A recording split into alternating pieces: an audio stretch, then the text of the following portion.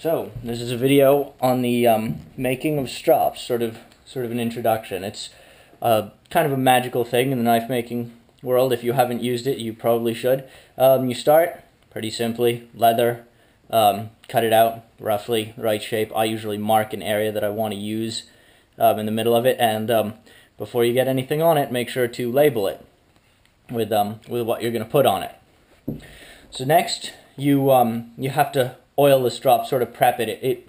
It makes a piece that would otherwise be sort of curved. It makes it settle down a little bit. When you're done, it should look something like that, but we'll demonstrate the technique quickly. It takes a little time, but just lay a little bit on here. This is just regular 3-in-1 oil. You can use a variety of oils. You're looking preferably for a type of oil that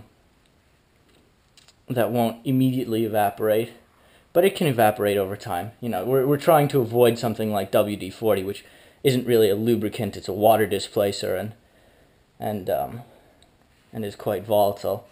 So you know, you just gently work it in, and it'll take a little time to work it in and for it to sort of soak in, and you may need multiple applications. You sort of want to get it to kind of an even medium dark brown. Too much and you won't be able to absorb. These are oil-based stropping compounds or lapping compounds. You can find them. You can buy them online for quite cheap. You can get them for like $1 a tube or something like that. This one looks like it'll need a little more oil, but this is the basic idea. You know, you just rub it in like that. Important thing to note, as you're making strops like this, you want to apply diamond compound to them in order from finest to coarsest, because obviously if you get 10 micron paste on your 20 micron strop, it's no big deal, but if you get 20 micron paste on your 10 micron strop, it's kind of a big deal. This is a strop that I've been using for years now. It looks like it's about ready to be cleaned. What you need to do is just rub it with some more oil, whatever you used on the strop originally, and just wipe it clean, and it'll be restored. A little more paste and you're good to go. It's also good to keep your strops covered, just because, especially the finer ones, just because dust can settle on them and such. Okay, so here's a 20 micron. It's prepped, so you get your diamond compound, 20 micron, and you just lay some out on here. Sort of like toothpaste, really, but oily toothpaste. Some people probably say this is too much. I don't think it's too much. I think when you prep it like this, there's just huge porosity in the leather, and when you prep it like this, it really can absorb a great deal of the oil that acts as a carrier for the diamonds, and it just goes right in. And so you're just trying to rub it around, spread it on, sort of massage it in. If you have a girlfriend, I'm sure she's asked you to do something like this, just not with compound. But if you're watching my videos, you're probably single. Sorry, I'm sure that's offensive to some percentage of you. But anyway, just keep doing it. And you eventually end up, obviously, covered like this. It'll still feel like there's sort of a lot of this toothpastey nastiness on the top. Just got to keep rubbing.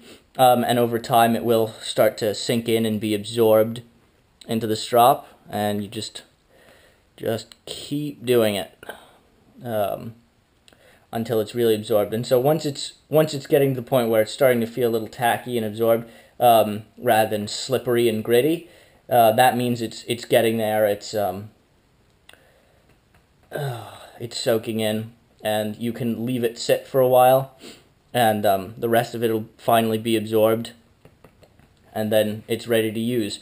So this is one I prepared a while ago, and because I have 20 micron on there, it's no problem me going straight onto here and saying, okay, this one, it's absorbed most of it. You can see it's not really smearing around much anymore. So this one is it's not quite ready to use. I'd say it needs a few more hours. You can see on the back what it looks like the oil soaked through. Probably needs a few more hours to let that sort of soak in, but then you're good to go. Yeah, I store my strops in Ziploc baggies just because I try to keep them separate from each other, because you don't want them cross-contaminating each other, and separate from the air, because especially with fine grits, you don't want dust or whatever to get on them, which will ruin them. And yeah, no biggie. This is the trick to getting your knives sharp.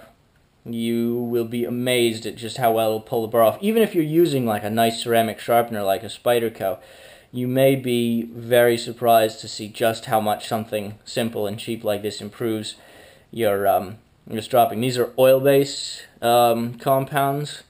You can get them online, on eBay, on wherever, usually shipped from Hong Kong, couple bucks.